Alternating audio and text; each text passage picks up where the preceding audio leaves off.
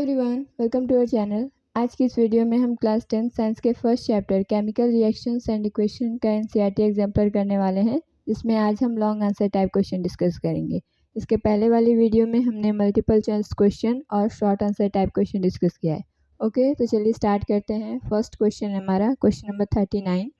On heating blue coloured copper powder of copper second nitrate in a boiling tube, copper oxide, oxygen gas and a brown gas x is formed. हमसे question में बोला गया है कि जब हमने copper second nitrate का powder जो कि ब्लू कलर का होता है उसको बॉइलिंग ट्यूब में हीट किया, तब हमें जो प्रोडक्ट मिले वो है कॉपर ऑक्साइड जो कि ब्लैक कलर का होगा, ऑक्सीजन गैस और साथ में एक और गैस रिलीज़ हुई जिसका कलर तो ब्राउन है, लेकिन वो गैस हमें नहीं बताया गया है कि वो गैस एक्स कौन सी है। ठीक, उसके बाद हमसे पूछा गया है कि right a balanced chemical equation for of the reaction. हमें इस क्वेश्चन का बैलेंस्ड केमिकल इक्वेशन लिखना है। केमिकल इक्वेशन हम किसको बोलते हैं? किसी भी केमिकल रिएक्शन की सिंबॉलिक रिप्रेजेंटेशन को हम केमिकल इक्वेशन बोलते हैं। ठीक, तो सबसे पहले हमें इसका केमिकल इक्वेशन लिखना है। उसके बाद हमें बताना है कि ये जो ब्राउन गैस एक्स है वो कौन सी है, उसका नेम बताना है हमें। Identify the type of reaction, जो रिएक्शन अभी ऊपर हुआ है वो कौन से टाइप का रिएक्शन है। और लास्ट पार्ट है कि हमें बताना है जो गैस बनी है एक्वस सॉल्यूशन में उसका पीएच कितना होगा या फिर उसकी पीएच की रेंज कितनी होगी। ठीक, तो चलिए डिस्कस करते हैं। तो जब भी आप किसी भी नाइट्रेट के, चाहे वो लीड नाइट्रेट हो, कॉपर नाइट्रेट हो, किसी भी मेटल का नाइट्रेट हो, जैसे यहाँ पे हमने कॉपर नाइट्रेट लिया है जिसका केमिकल फार्मूला हो जाएगा कॉपर नाइट्रेट। यहाँ पे कॉपर यहाँ पे सेकेंड में था या इसीलिए यहाँ पे सब्सक्रिप्ट में 2 आया है, और नाइट्रेट आयन जो कि एक पॉलीएटॉमिक आयन होता है उसका उस पर जो चार्ज होता है वो -1 होता है, इसीलिए कॉपर पे हमने कोई भी सब्सक्रिप्ट नहीं लिखा है। ठीक, तो ऐसे इसका केमिकल फार्मूला लिखते हैं। तो हमने आपसे बोला था कि जब भी हम किसी भी नाइट्रेट को हीट करते हैं, जैसे आप लोगों ने एक्टिविटी 1.6 में पढ़ा होगा जिसमें हमने लीड नाइट्रेट लिया था। ठीक, वहाँ पे जो मेटल था वो लीड था, जिसकी वजह से जो ऑक्साइड मिला हमें वो लीड ऑक्साइड था, और यहाँ पे क्या मिल रहा है? Copper oxide. और साथ में जो 2 गैसेस रिलीज होती हैं वो होती हैं नाइट्रोजन डाइऑक्साइड और प्लस में ऑक्सीजन। सेम वही चीज़ यहाँ पर भी होगा। तो इसको हम कैसे लिखेंगे? यहाँ पे जो कॉपर नाइट्रेट है उसको जब हमने हीट किया तो ये टूट गया कॉपर ऑक्साइड में, ऑक्सीजन गैस में, प्लस में यहाँ पे जो गैस बनी है जो कि हमने बोला था यक्स, वो नाइट्रोजन डाइऑक्साइड होगी, और इसका कलर बोला गया था कि ये ब्राउन कलर की होती है। और आप लोगों ने एक्टिविटी 1.6 में पढ़ा होगा कि वहाँ पे जो टेस्ट ट्यूब में आप ये एक्टिविटी परफॉर्म कर रहे थे, वहाँ पे हमने लीड नाइट्रेट लिया था। उसमें जब हम हीट करते हैं लीड नाइट्रेट को तो हमें ब्राउन फ्यूम्स देखने को मिलते हैं। वो ब्राउन फ्यूम्स किसके होते हैं? वो होते हैं नाइट्रोजन डाइऑक्साइड के। ठीक, सेम ये चीज़ वही रिएक्शन यहाँ पे है, सिर्फ फर्क कितना है कि यहाँ पे लीड की जगह कॉपर है। ठीक है, तो आगे से किसी भी मेटल का नाइट्रेट होगा तो वहाँ पे जो ऑक्साइड बनेगा वो मेटल का ऑक्साइड होगा, प्लस में वहाँ पे जो 2 गैसेस रिलीज होंगी ऑक्सीजन और नाइट्रोजन डाइऑक्साइड। ये आगे से आपको ध्यान में रखना है। आपको यहाँ पे कॉपर की जगह कोई और भी मेटल चेंज करके दिया जा सकता है, और आपको बताना होगा कि कौन सी रिलीज हुई है गैस, या फिर आपको पूछ दिया जाएगा कि यहाँ पे जो ऑक्साइड बनी है वो कौन सी ऑक्साइड है। और यहाँ पे जो कॉपर ऑक्साइड बना है वो ब्लैक कलर का होता है, ये आप लोगों ने एक्टिविटी 1.1 में पढ़ा होगा। ठीक, आगे क्वेश्चन में हमसे पूछा गया था सेकेंड पार्ट में कि जो गैस है वो कौन सी है, तो आंसर हो जाएगा जो गैस एक्स है वो नाइट्रोजन गैस है, नाइट्रोजन डाइऑक्साइड गैस है। ठीक, उसके बाद हमसे पूछा गया था कि ये जो प्रोसेस हुई है वो कौन से टाइप की रिएक्शन है। तो यहाँ पे आप देख रहे हैं कि एक रिएक्टेंट टूटकर हमें प्रोडक्ट दो या दो से ज़्यादा प्रोडक्ट दे रहा है। इसका मतलब ये कि ये डीकम्पोजिशन रिएक्शन। अब हमें बताना है कि ये डीकम्पोजिशन में कौन सी रिएक्शन है, थर्मल है, फोटोलिटिक है या फिर इलेक्ट्रोलिटिक। तो यहाँ पे हम हीट सप्लाई कर रहे हैं, तो जब भी हम हीट सप्लाई करेंगे तो वो हो जाएगी थर्मल डीकम्पोजिशन रिएक्शन। ठीक, लास्ट पार्ट में हमसे पूछा गया था कि उसकी पीएच क्या होगी, यानी इस गैस का जब हम एक्वस सोल्यूशन बनाएंगे तो उसका पीएच क्या होगा। तो आप जानते हैं कि जैसे सल्फर डाइऑक्साइड हो गया, कार्बन डाइऑक्साइड हो गया या फिर नाइट्रोजन डाइऑक्साइड हो गया, इनका जो एक्वस सोल्यूशन होता है वो एसिडिक होता है। ऐसा इसलिए क्योंकि ये नॉन मेटेलिक ऑक्साइड है।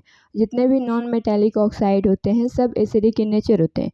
इसी का उल्टा अगर हम बात करें मेटेलिक ऑक्साइड की तो वो बेसिक इन नेचर होते हैं। ठीक, तो यहाँ पे जो नाइट्रोजन डाइऑक्साइड गैस है वो एक नॉन मेटेलिक गैस है, इसी वजह से ये एसिडिक हो जाएगी।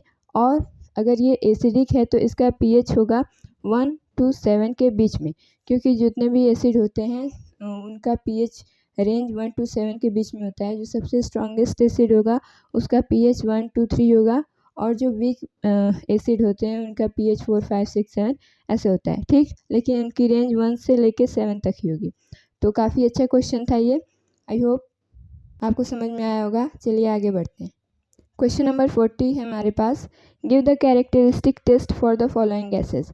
हमारे पास यहाँ पे 4 गैसेस दी गई हैं, carbon dioxide, sulphur dioxide, oxygen और हाइड्रोजन। हमें बताना है कि इन गैसेस को हम टेस्ट कैसे करेंगे।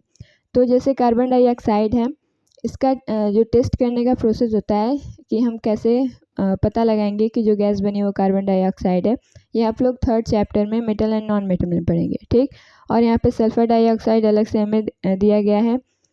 ऑक्सीजन गैस का हम कैसे चेक करेंगे और हाइड्रोजन गैस का कैसे चेक करेंगे, चलिए समझते हैं। तो पहला है हमारा test for carbon dioxide gas.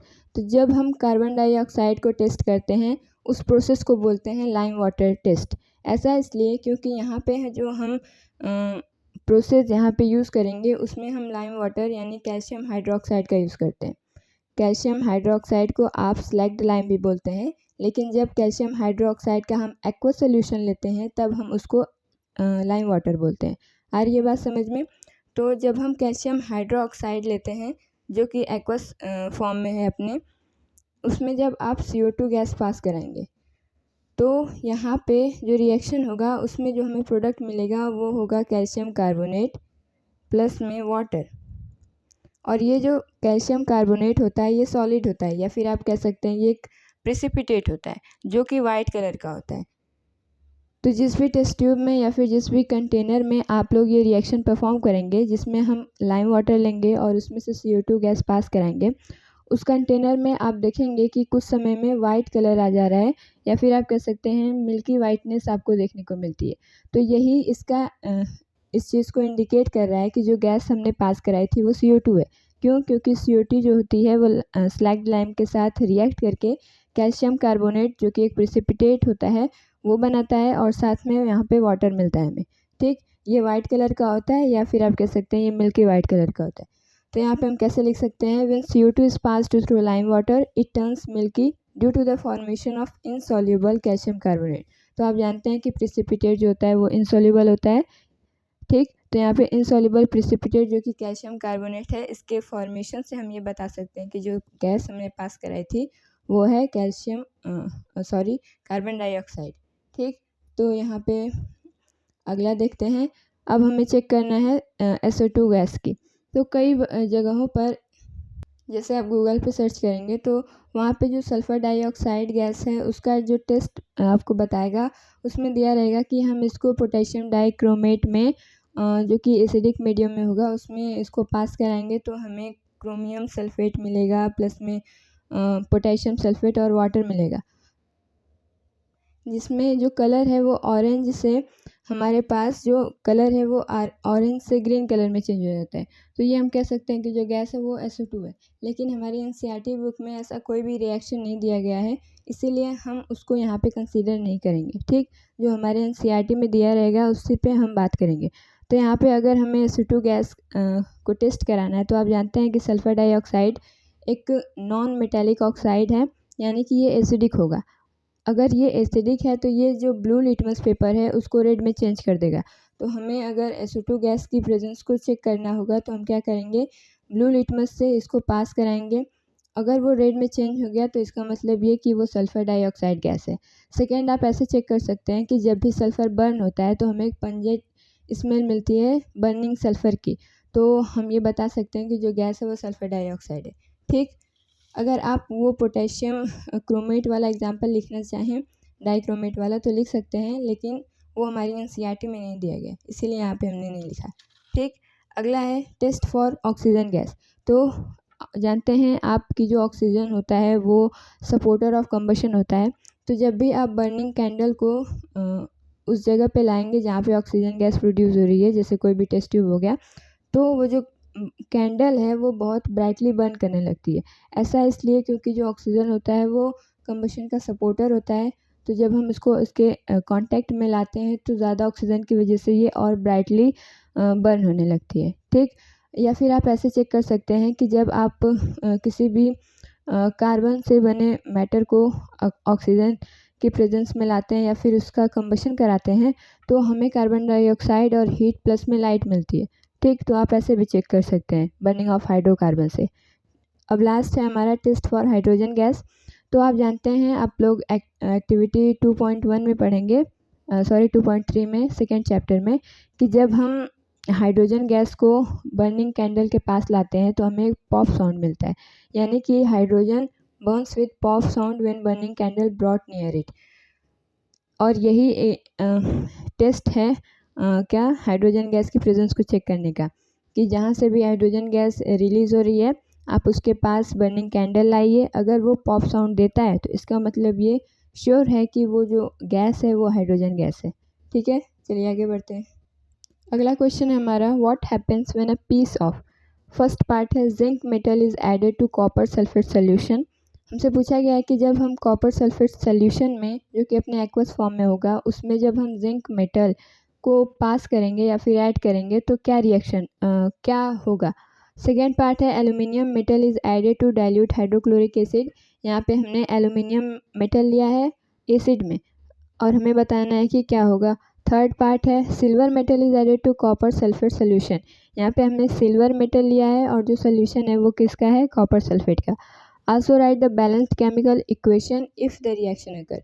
और अगर इन तीनों केस में किसी में भी केमिकल रिएक्शन अकर हो रही है तो उसका हमें बैलेंस्ड केमिकल इक्वेशन लिखना है। तो चलिए देखते हैं। तो पहला पार्ट क्या था कि हमने जिंक मेटल को कॉपर सल्फेट के सोल्यूशन में डाला।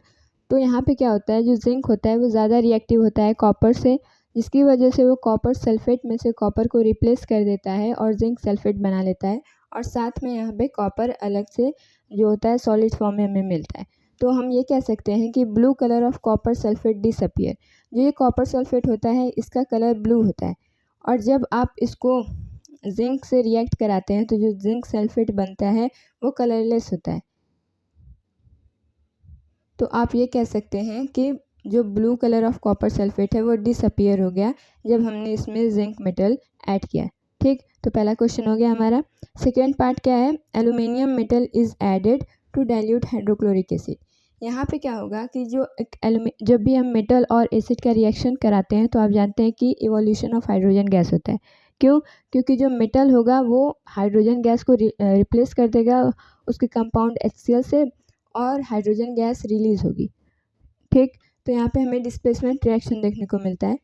तो यहाँ पे हम लिख सकते हैं कि सेकेंड पार्ट में हाइड्रोजन गैस इज इवॉल्व्ड। यहाँ पे क्या होगा कि एल्यूमिनियम जो कि सॉलिड फेज में हम लेंगे उसको जब हम HCl के साथ रिएक्ट कराएंगे तो एल्यूमिनियम ज़्यादा रिएक्टिव होता है हाइड्रोजन से, जिसकी वजह से ये इसको डिस्प्लेस कर देगा और यहाँ पे बना लेगा एल्यूमिनियम क्लोराइड जो कि अपने एक्वस फॉर्म में होगा और साथ में यहाँ पे H2O गैस रिलीज़ होगी।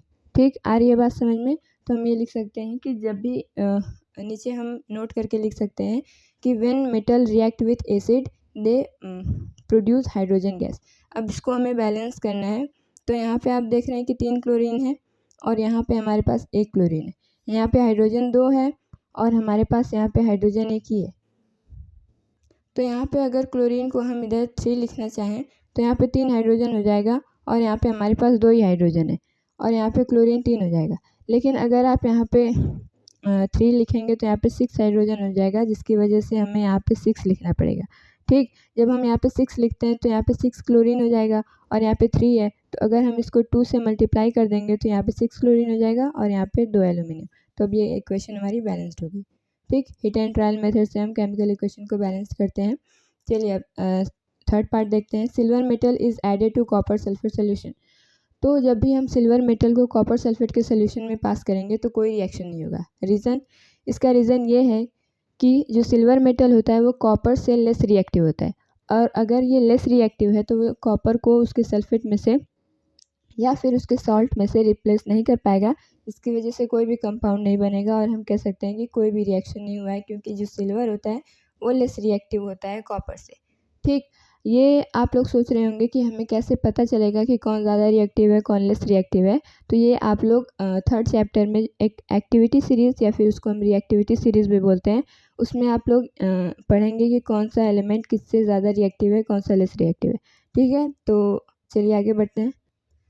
क्वेश्चन नंबर 42 है हमारे पास, what happens when zinc granules are treated with dilute solution of sulfuric acid, H2SO4, HCl, HNO3, NaCl and NaOH. Also write the chemical equation if reaction occur. हमसे पूछा गया है कि अगर हम जिंक को इन सोल्यूशन में, इन डाइल्यूट सोल्यूशन में, जहाँ पे हमने एसिड लिया है, साल्ट लिया है और बेस लिया है, इसमें जब हम पास करेंगे जिंक को, तो अगर कोई रिएक्शन हो रही है तो उसका हमें केमिकल इक्वेशन लिखना है, और अगर नहीं हो रही है तो उसका हमें रीज़न भी बताना है। ठीक है, तो चलिए देखते हैं। तो पहला है हमारा डाइल्यूट सल्फ्यूरिक एसिड। तो जब भी हम जिंक को, जो कि हमें ग्रैन्यूल्स बोला है, तो हम इसको सॉलिड फॉर्म में लेंगे, इसको हम सल्फ्यूरिक एसिड से पास कराते हैं। H2SO4 ये डाइल्यूट है और ये अपने एक्वस फॉर्म में। ठीक, तो आप जानते हैं कि जो जिंक होता है वो हाइड्रोजन से ज़्यादा रिएक्टिव होता है, जिसकी वजह से इसको डिस्प्लेस कर देगा और बना लेगा जिंक सल्फेट। प्लस में यहाँ पे हाइड्रोजन अलग हो चुकी है, तो ये हाइड्रोजन हाइड्रोजन आपस में कंबाइन होकर हाइड्रोजन गैस बना लेंगे जो रिलीज़ होगी। ठीक, और हाइड्रोजन गैस को हम कैसे चेक करते हैं, पॉप साउंड से। ठीक, आगे से ध्यान में रखिएगा। तो यहाँ पे हम कह सकते हैं कि जब जिंक और सल्फ्यूरिक एसिड में रिएक्शन होगा तो हमें जिंक सल्फेट मिलेगा और हाइड्रोजन गैस रिलीज़ होगी। चलिए आगे देखते हैं डाइल्यूट HCl। तो यहाँ पे हमने जिंक लिया है सॉलिड फेज में, प्लस में हमने लिया है HCl। ठीक, और ये है अपने एक्वस फॉर्म में। अब जब आप जानते हैं कि हाइड्रोजन जो होता है लेस रिएक्टिव होता है जिंक से, तो जिंक इसको रिप्लेस कर देगा और बना लेगा ZnCl2। प्लस में यहाँ पर भी हाइड्रोजन गैस जो है वो रिलीज़ हो जाएगी। अब यहाँ पे 2 क्लोरीन है तो यहाँ पे 2 लिख देते हैं और यहाँ पे हाइड्रोजन 2 ही है। ठीक, तो यहाँ पे बैलेंस्ड केमिकल इक्वेशन हो गई। थर्ड पार्ट देखते हैं डाइल्यूट HNO3। तो ये जो केस है ये काफ़ी इंपॉर्टेंट केस है, ये इसके बारे में आप आगे पढ़ेंगे भी, लेकिन यहाँ पे समझ लेते हैं। क्या होता है कि आप जानते हैं जब मेटल और एसिड आपस में रिएक्ट करते हैं तो इवोल्यूशन ऑफ हाइड्रोजन गैस होता है, लेकिन हर केस में ऐसा नहीं होगा, जैसे कि HNO3 के केस में। यहाँ पे क्या होता है, जब हम जिंक को HNO3 से रिएक्ट कराते हैं, HNO3 जो कि नाइट्रिक एसिड होती है, तो हमारा बनता है जिंक नाइट्रेट NO3 का ट्वाइस, प्लस में बनेगा अमोनियम नाइट्रेट NH4NO3 का एक्वा सोल्यूशन, और प्लस में यहाँ पे हाइड्रोजन गैस नहीं रिलीज़ होगी, वाटर रिलीज़ होगा। ऐसा इसलिए क्योंकि जो यहाँ पे नाइट्रिक एसिड होता है ये एक बेहतर ऑक्सीडाइजिंग एजेंट होता है, और आप जानते हैं कि जो ऑक्सीडाइजिंग एजेंट होता है वो दूसरों में क्या ऐड करता है, ऑक्सीजन। तो जिसकी वजह से जब यहाँ पे हाइड्रोजन गैस रिलीज़ होगी तो तुरंत इसमें ऑक्सीजन ऐड कर देगा और उसको वाटर में चेंज कर देगा। ठीक, तो अगर आपसे रीज़न पूछे कि जब भी हम मेटल को एसिड के साथ रिएक्ट करते हैं तो इवोल्यूशन ऑफ हाइड्रोजन गैस होता है, लेकिन अगर वो एसिड नाइट्रिक एसिड हुआ तो ऐसा क्यों होता है कि वाटर रिलीज होता है। तो आप ये बोल सकते हैं कि जो डाइल्यूट HNO3 है वो एक स्ट्रॉन्ग ऑक्सीडाइजिंग एजेंट होता है, जिसकी वजह से ये हाइड्रोजन जो बनता है उसमें वाटर ऐड कर देता है और यहाँ पे हाइड्रोजन गैस की जगह वाटर रिलीज होता है। ठीक है ना, चलिए आगे देखते हैं। अगला क्वेश्चन क्या था, हमने जिंक में NaCl ऐड किया, NaCl। तो यहाँ पे क्या होगा, यहाँ पे कोई भी रिएक्शन नहीं होगा, क्योंकि जब आप लोग रिएक्टिविटी सीरीज पढ़ेंगे तो वहाँ पे जो सोडियम मेटल होता है वो सेकेंड पोजीशन पे होता है, यानी ये बहुत ज़्यादा रिएक्टिव होता है, और जिंक उससे लेस रिएक्टिव होगा, तो यहाँ पे कोई रिएक्शन नहीं होगा। सेम यहाँ पे भी है, यहाँ पे भी हमारे पास सोडियम ही प्रेजेंट है, NaOH, ये भी एक्वा सोल्यूशन में प्रेजेंट है, तो यहाँ पे भी कोई भी रिएक्शन नहीं होगा। ठीक है ना, अब इसको हम बैलेंस कर देते हैं। यहाँ पे जो जिंक है वो 4 जिंक होगा, यहाँ पे HNO3 जो होगा वो 10 होगा, और यहाँ पर भी 4 जिंक, और यहाँ पे जो वाटर रिलीज होगा वो 3 मोल्स ऑफ वाटर रिलीज होंगे। चलिए आगे बढ़ते हैं। क्वेश्चन नंबर 43 है, on adding a drop of barium chloride solution to an aqua solution of sodium sulphide. यहाँ पे हमें सोडियम सल्फेट नहीं सोडियम सल्फाइड लिया है। देखिए सल्फेट के इसको बोलते हैं हम SO4 2- को हम सल्फेट बोलते हैं, और अगर यहाँ पे सल्फाइड होगा तो यहाँ पे SO3 2- होगा। ठीक, तो यहाँ पे बोला गया है कि हमने सोडियम सल्फाइड लिया है जिसमें जो पॉलीएटॉमिक एनायन होगा वो SO3 2- होगा। वाइट प्रेसिपिटेट इज फॉर्म, जब हम बैरियम क्लोराइड में सोडियम सल्फाइड ऐड करते हैं ड्रॉप बाय ड्रॉप, तो वहाँ पे एक हमें जो प्रोडक्ट मिलता है उसमें एक वाइट प्रेसिपिटेट भी बनता है। पहला पार्ट है write a balanced chemical equation for the reaction involve. ठीक है, बी वाला पार्ट है what other name can be the to give to this precipitation reaction. तो आप जानते हैं जो प्रेसिपिटेशन रिएक्शन होता है उसमें म्यूचुअल एक्सचेंज ऑफ आयन होते हैं जिसकी वजह से प्रेसिपिटेट बनता है, और यहाँ पे म्यूचुअल एक्सचेंज ऑफ आयन हो रहे हैं, इसी वजह से हम इसको डबल डिस्प्लेसमेंट रिएक्शन भी बोलते हैं। ठीक, तो यहाँ पे हम प्रेसिपिटेट रिएक्शन को डबल डिस्प्लेसमेंट रिएक्शन भी बोल सकते हैं। थर्ड पार्ट है on adding dilute hydrochloric acid to the reaction mixture white precipitate disappear why. तो चलिए इसको समझते हैं। फर्स्ट पार्ट क्या था हमारा, हमने सोडियम सल्फाइड जो कि Na2SO3 इसका केमिकल फार्मूला होगा, इसमें किसको ऐड किया, बैरियम क्लोराइड को ड्रॉप बाय ड्रॉप जब हमने ऐड किया, जब ये दोनों एक्वस सोल्यूशन में है तो हमें जो प्रोडक्ट मिला, यहाँ पे बैरियम जो है इसका प्लस वाला इसके नेगेटिव के साथ चला जा रहा है और यहाँ पे बैरियम सल्फाइड बना रहा है। ठीक, तो यहाँ पे जो बैरियम सल्फाइड बना है वो एक प्रेसिपिटेट है जिसका कलर होता है वाइट। प्रेसिपिटेट को हम डाउनवर्ड एरो से दिखाते हैं। प्लस में यहाँ पे एक सॉल्ट बनेगा, यहाँ पे Na और Cl आपस में जुड़ जाएंगे और NaCl बना लेंगे। ठीक है ना। सेकेंड पार्ट में पूछा गया था कि प्रेसिपिटेट रिएक्शन को हम और किस नाम से जानते हैं, तो वो हो जाएगा double displacement reaction. Third part में क्या था, हमसे बोला गया था कि जो बैरियम सल्फाइड यहाँ पे बना है उसको जब हम उसमें HCl ऐड करेंगे तो क्या होगा। ठीक, वही पूछा गया था ना क्वेश्चन में। पूछा गया है कि जो वाइट कलर है प्रेसिपिटेट का वो डिसअपीयर होगा। पूछा गया है क्यों, तो यहाँ पे आप देख रहे हैं कि वाइट प्रेसिपिटेट है बैरियम सल्फाइड, इसमें जब हम HCl ऐड करते हैं तो क्या होता है, यहाँ पे भी म्यूचुअल एक्सचेंज ऑफ आयन देखने को मिलता है। ये जो बैरियम है वो क्लोरीन के साथ चला जाएगा और बना लेगा बैरियम क्लोराइड, और ये जो बैरियम क्लोराइड है ये प्रेसिपिटेट नहीं होता है, ये एक एक्वस सोल्यूशन होता है, यानी कि ये जो होता है वो सॉल्युबल होता है वाटर में। अब जो सॉल्युबल होगा तो ये जो वाइट कलर होगा वो वाटर में सॉल्युबल है, इसकी वजह से जो वाइट कलर है वो डिसअपीयर हो जाएगा जब ये दोनों आपस में रिएक्ट करेंगे। साथ में यहाँ पे सल्फर डाइऑक्साइड गैस रिलीज़ हो रही है और एक हाइड्रोजन में ऑक्सीजन ऐड हो रहा है, तो यहाँ पे वाटर बन रहा है। ठीक, तो अगर आपसे पूछा जाए कि क्या रीज़न है वाइट प्रेसिपिटेट के डिसअपीयर होने का, तो आप बोल सकते हैं due to the formation of barium chloride which is soluble in water, the whiteness या फिर वाइट प्रेसिपिटेट बिकम डिसअपीयर। ठीक है, चलिए लास्ट क्वेश्चन देखते हैं। लास्ट क्वेश्चन है क्वेश्चन नंबर 44।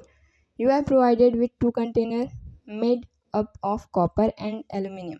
हमारे पास 2 कंटेनर हैं जो कि कॉपर से एक बना है, एक एल्यूमिनियम से बना है।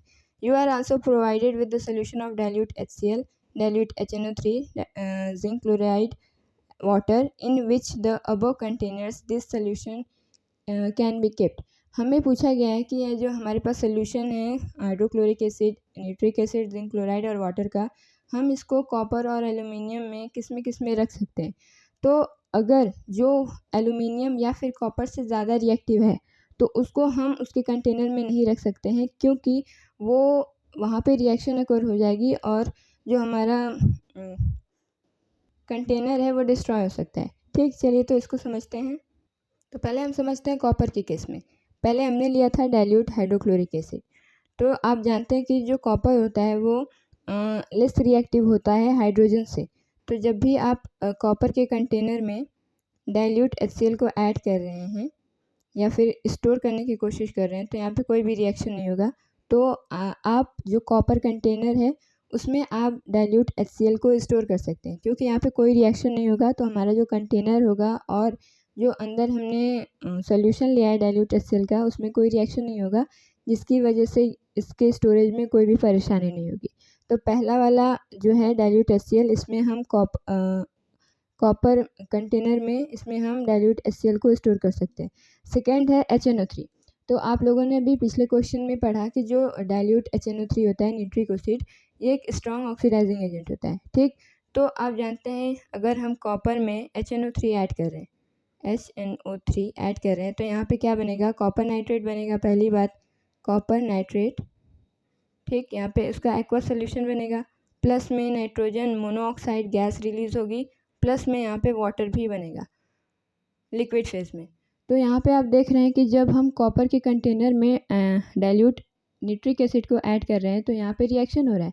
तो इसी वजह से हम डाइल्यूट निट्रिक एसिड को कॉपर के कंटेनर में स्टोर नहीं कर सकते हैं, ठीक, क्योंकि यहाँ पे जो प्रोडक्ट बना है वो हमारा कॉपर नाइट्रेट, प्लस में यहाँ पे गैस भी रिलीज़ हो रही है और वाटर का भी फॉर्मेशन हो रहा है, ठीक। तो इसमें हम डाइल्यूट HNO3 जो है उसको हम कॉपर के कंटेनर में स्टोर नहीं कर सकते हैं। अगला पार्ट है जिंक क्लोराइड का। तो आप जानते हैं जो कॉपर होता है वो लेस रिएक्टिव होता है जिंक से, इसी वजह से ये जिंक जो है वो कॉपर को डिस्प्लेस नहीं कर पाएगा। तो अगर ये जो जिंक क्लोराइड है वो कॉपर को डिस्प्लेस नहीं कर पा रहा है तो यहाँ पे कोई भी रिएक्शन नहीं होगा। इसी वजह से जो हम जिंक क्लोराइड है इसके सोल्यूशन को कॉपर के कंटेनर में स्टोर कर सकते हैं। अगला है हमारा वाटर। तो आप जानते हैं कि जो वाटर बॉटल्स होते हैं वो कॉपर के बने होते हैं, उसमें हम वाटर स्टोर करते हैं। ऐसा इसलिए कि जो हाइड्रोजन होगा वो जो कॉपर होगा वो उससे लेस रिएक्टिव होता है। Copper does not react with water, क्योंकि यहाँ पे आप देख रहे हैं कॉपर लिया हमने प्लस में वाटर लिया, ठीक, तो यहाँ पे कोई भी रिएक्शन नहीं होगा क्योंकि ये जो कॉपर होता है वो लेस रिएक्टिव होता है हाइड्रोजन से, जिसकी वजह से ये इसको डिस्प्लेस नहीं कर पाएगा और यहाँ पे कोई भी रिएक्शन नहीं होगा। तो हम कॉपर वेसल्स में वाटर को स्टोर कर सकते हैं। तो यहाँ पे हम क्या नहीं स्टोर कर सकते हैं, डाइल्यूट HNO3। चलिए अगला पार्ट देखते हैं, रिएक्शन विथ एल्यूमिनियम, ठीक। ऐसे ही हम इसमें भी समझते हैं, अगर हमने एल्यूमिनियम लिया है, ठीक, यहाँ पे कंटेनर लिया है ना हमने, तो ये सॉलिड में हम लिखेंगे, प्लस में अगर हम इसमें HCl ऐड करते हैं तो यहाँ पे क्या होगा, रिएक्शन होगा, क्योंकि एल्यूमिनियम हाइड्रोजन को डिस्प्लेस कर देगा और बना लेगा एल्यूमिनियम क्लोराइड, और प्लस में यहाँ पे हाइड्रोजन गैस जो है वो रिलीज़ होगी। तो यहाँ पे आंसर होगा कि हम डाइल्यूट HCl को एल्यूमिनियम के कंटेनर में स्टोर नहीं कर सकते। सेकेंड है डाइल्यूट HNO3।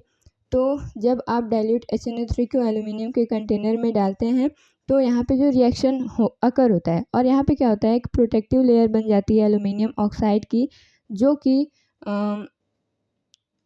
जो एसिड है हमारा डाइल्यूट HNO3 इसको स्टोर करने के लिए हमें परमिशन देता है। तो यहाँ पे आंसर होगा यस, हम डाइल्यूट HNO3 निट्रिक एसिड को एल्यूमिनियम के कंटेनर में स्टोर कर सकते हैं। रीज़न हमने आपको बताया कि जब आप निट्रिक एसिड को एल्यूमिनियम के कंटेनर में डालेंगे तो वहाँ पे एल्यूमिनियम की एक प्रोटेक्टिव लेयर बन जाती है और ये जो लेयर बनी है वो एल्यूमिनियम कंटेनर और एसिड के बीच का कांटेक्ट रोक देती है, प्रिवेंट कर देती है। इसी वजह से जब एसिड एल्यूमिनियम के कांटेक्ट में ही नहीं आएगा तो कोई भी रिएक्शन नहीं होगा, तो यहाँ पे हम इसको स्टोर कर सकते हैं। अगला है हमारा जिंक क्लोराइड। तो यहाँ पे हमने अगर जिंक क्लोराइड लिया है ZnCl2, इसमें जब हम एल्यूमिनियम को ऐड करेंगे तो यहाँ पे जो होगा रिएक्शन अकर होगा और यहाँ पे बन जाएगा हमारा एल्यूमिनियम क्लोराइड और प्लस में जिंक, क्योंकि जो एल्यूमिनियम है वो ज़्यादा रिएक्टिव है जिंक से, इसी वजह से यहाँ पे हमें रिएक्शन देखने को मिल रहा है। तो इसका मतलब ये कि हम जिंक क्लोराइड को एल्यूमिनियम के कंटेनर में स्टोर नहीं कर सकते हैं, ठीक। तो यहाँ पे अगला है हमारा वाटर। तो जो एल्यूमिनियम होता है वो वाटर के साथ रिएक्ट नहीं करता है, इस वजह से हम एल्यूमिनियम के कंटेनर में वाटर को स्टोर कर सकते हैं। तो यहाँ पे हम लिख सकते हैं यस, ठीक। तो यहाँ पे हमने क्या सीखा कि यहाँ पे हम डाइल्यूट हाइड्रोक्लोरिक एसिड और जिंक क्लोराइड को एल्यूमिनियम के कंटेनर में स्टोर नहीं कर सकते हैं, लेकिन हम डाइल्यूट HNO3 और वाटर को स्टोर कर सकते हैं, ठीक। तो ये ऐसे क्वेश्चन अक्सर कर MCQ में बन सकते हैं कि आपको पूछ दिया जाएगा कि यहाँ से अगर हमने केस बेस्ड क्वेश्चन जैसे बन जाएगा कि हमने एल्यूमिनियम का कंटेनर लिया, उसमें हमने कुछ सोल्यूशन ऐड किया, तो किस सोल्यूशन का स्टोरेज वो कंटेनर बेहतर तरीके से कर पाएगा, ऐसे करके, ठीक। तो ये था हमारा long answer type question first chapter का। आई होप आपको ये वीडियो अच्छे तरीके से समझ में आया होगा। तो यहाँ पे फर्स्ट चैप्टर का NCERT एग्जाम्पलर कंप्लीट होता है। Thank you, thanks for watching.